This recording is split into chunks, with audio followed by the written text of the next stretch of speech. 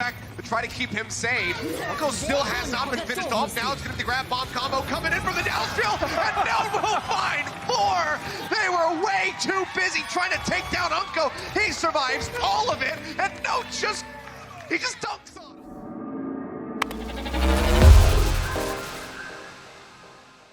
The first match of day 3 of the week would start off with London Spitfire taking on Philadelphia Fusion in a rematch of the inaugural season grand finals. Both teams already played each other once this season, but Philly came out on top despite both of these teams looking a little bit weak at the start of the season. Yeah, both these teams have had struggles with the GOATS composition specifically, and I think interestingly that would set the stage for this match where both squads nearly entirely ran the GOATS composition, Paul. You know, that 3-3 coming in, and at least for map number 1, it was very much tilted in London's favor. It did go back and forth at the start, but ultimately Profit does get the better of Carpe in the Zarya matchup pretty consistently, and if you got the better Zarya and everything else is equal, 9 times out of 10, you're going to win that fight. Yeah, and this is, of course, a matchup between 2 of the best players in the league in terms of their career statistics. Profit just barely losing out to Carpe in general, so to have that stronger Zarya, a huge boon there. Going to be coming through, bombs up over the top, and that's going to be a triple for Poco. Scoops him up. Throws him in a bin, 86%. Heading into Hanamura, this map would start off with Sato on the defense, just missing his jump, getting taken out, and that turns into the initial elimination for London Spitfire, and then eventually the double capture as London run through the map, getting a decent time bank and setting themselves up on their defense. Yeah, Philly would be able to push their way on through as well, but after getting stalled out on point A until overtime, even with the snowball onto that second point, it wasn't nearly as good of a time bank, and they weren't able to convert that into yet another point when we went into extra rounds.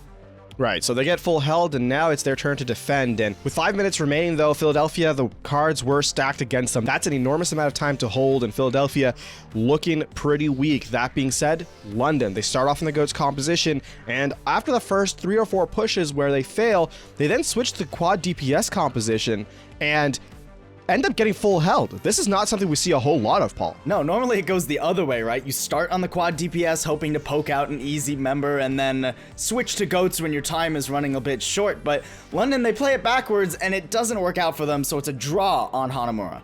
And a draw after 5 minutes of time bank is actually insane. One of the longer ones we've seen in Overwatch and Overwatch League in specific.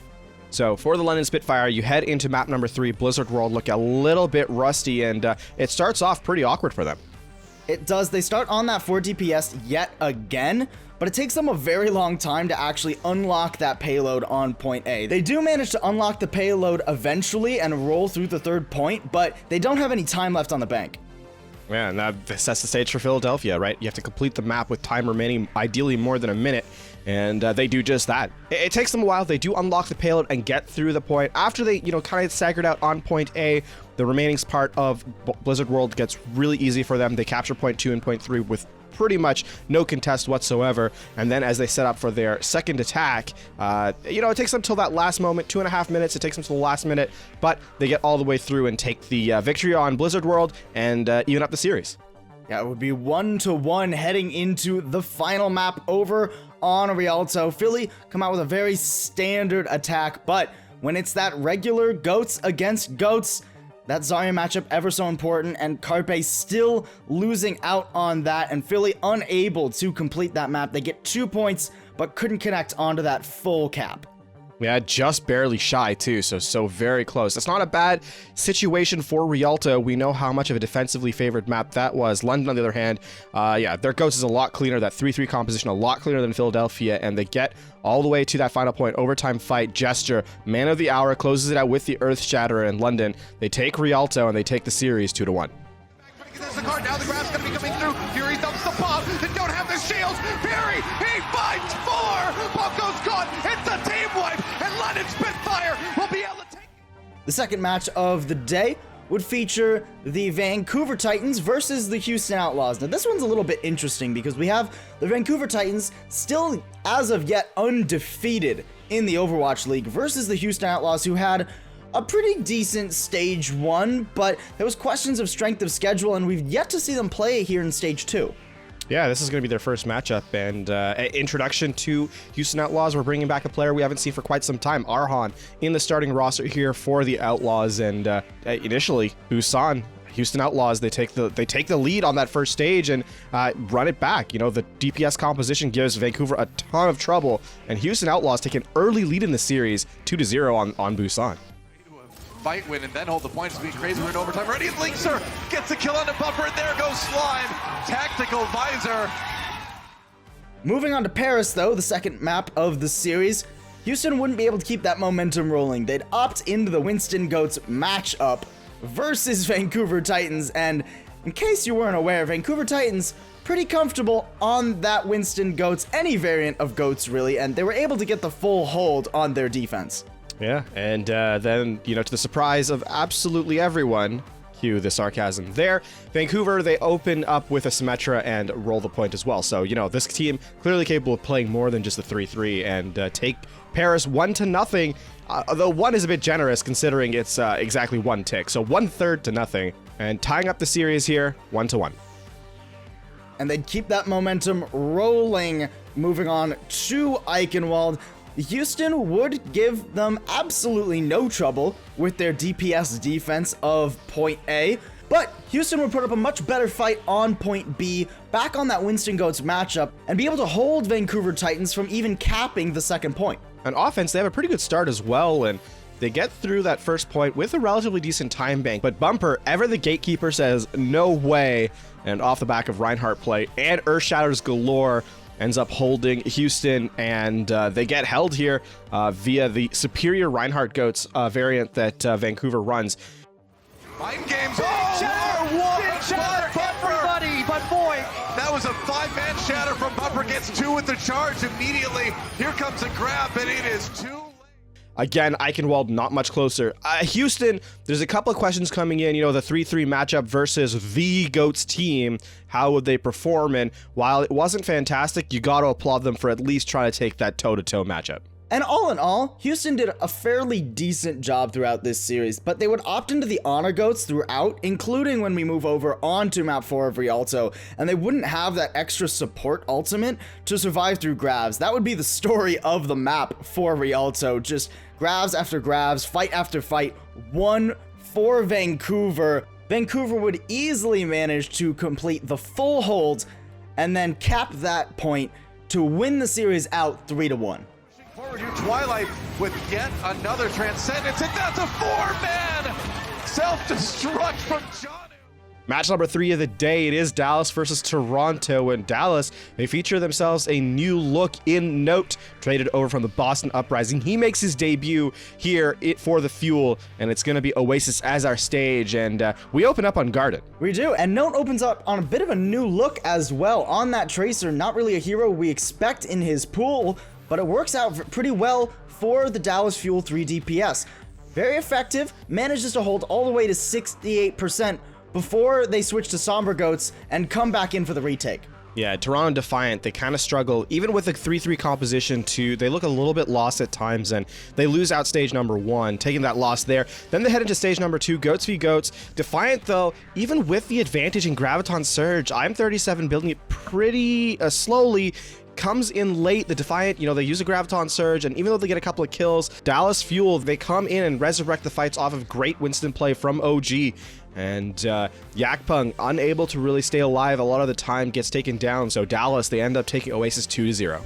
Moving on to Paris, the Toronto Defiant would come out and counteract the Bastion Baptiste bunker from the Dallas Fuel pretty well with their Cyber Dive, and a huge EMP from I'm37 would open up that first point. Yeah, point B, look, they're looking for that double cap, but Ivy, his blade is hacked. He does get 1 kill onto Unko's Ana, but not enough as he's quickly taken care of. They do reset quickly, switch to the Goats composition, build up their ultimates, and then capture point B off the back of a good self-destruct and sound barrier. Dallas head to the attack and open up with that triple tank double sniper look that we often see on Junkertown, Paul. It looks pretty good for them here. AKM pops off and helps them get that first point. From there, they switch to Goats and close out that double cap.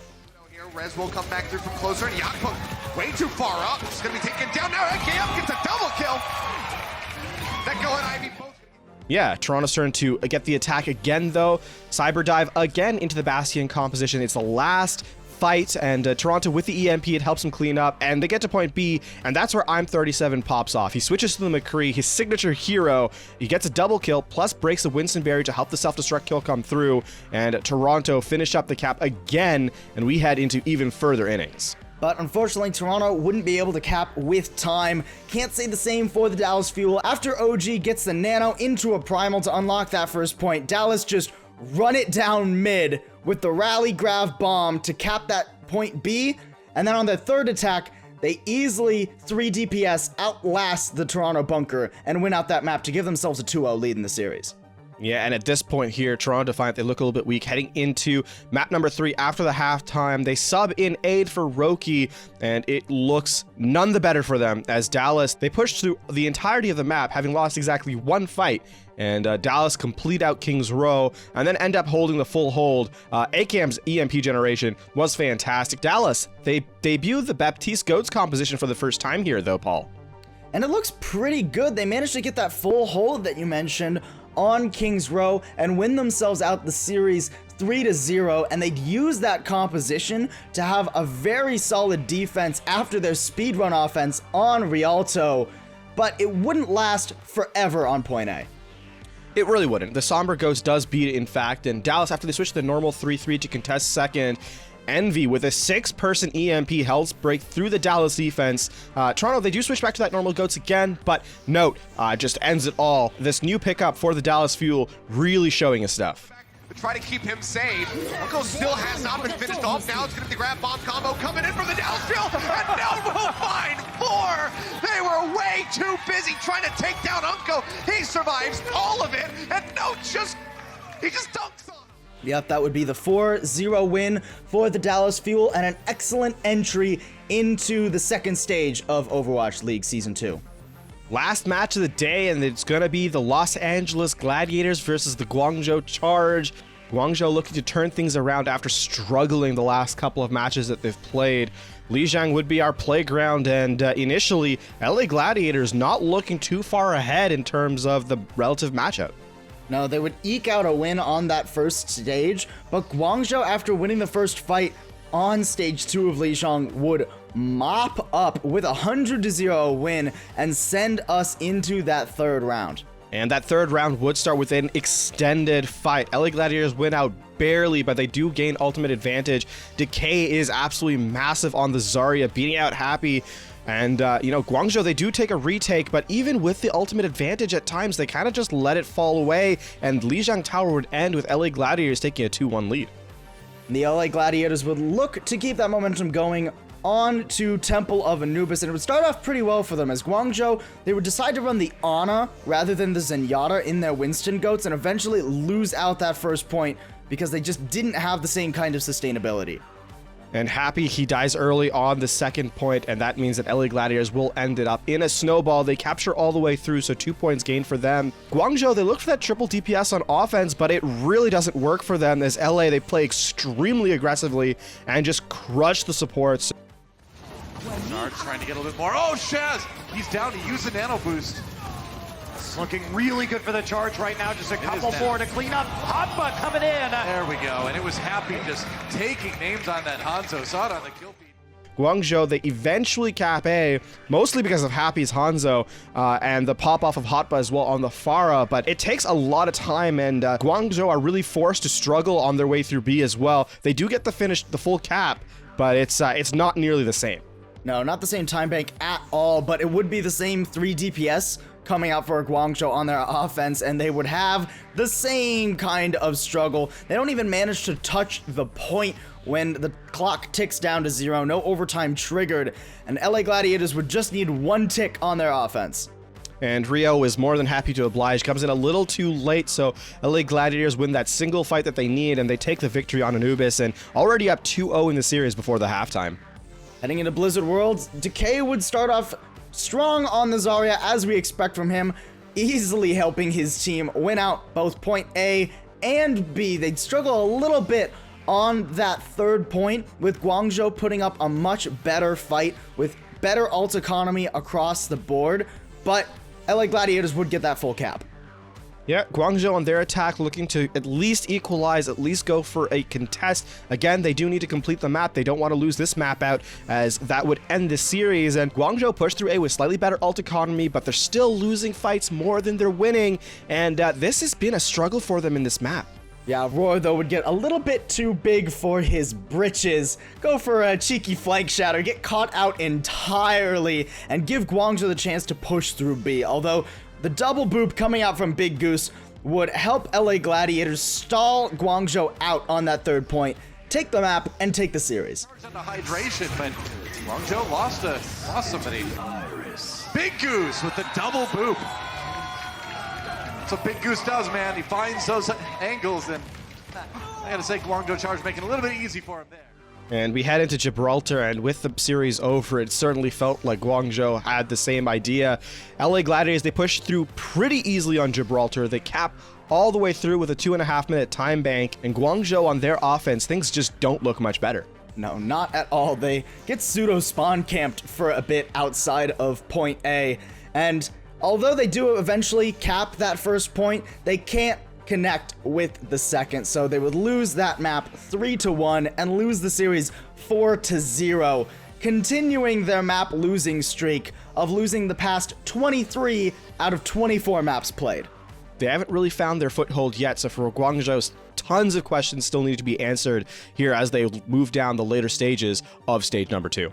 Thanks for tuning in to the day 3 of week 2 recap. We're gonna have more of these coming at you, so if you liked the video, there's a button for that, and if you didn't, leave a comment. We're always looking to improve here. Either way, make sure you subscribe to Elohel Esports for more Overwatch action.